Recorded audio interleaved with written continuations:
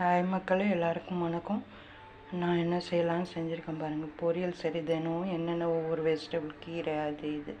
சரி, பூசணிக்காய் பாருங்கள். அந்த ஆரஞ்சு கலரில் ஒரு பூசணிக்காய் நல்லாயிருக்கும், மாவாட்டை நல்லாயிருக்கும்.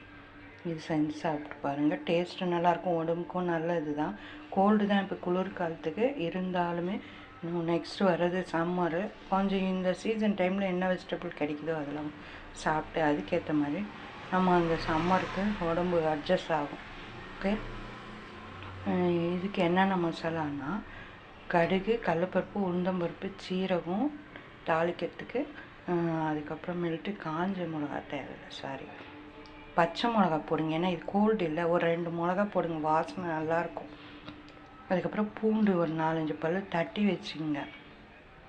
ஆச்சா, ஒரு தக்காளி ஒன்று நீல வாக்கில் கட் பண்ணி வச்சுக்கோங்க.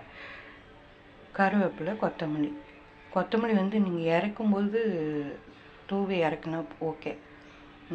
இதுக்கு வேர்க்கடலை போட்டு பாருங்கள். நான் வேர்க்கடலை பொடி பண்ணி சும்மா ஒரு 50 கிராம் கூட கிடையாது, சும்மா கொஞ்சம் வறுத்து எடுத்துக்கின்னு இதை மிக்சியில் அரைச்சி பொடி பண்ணி பாருங்க.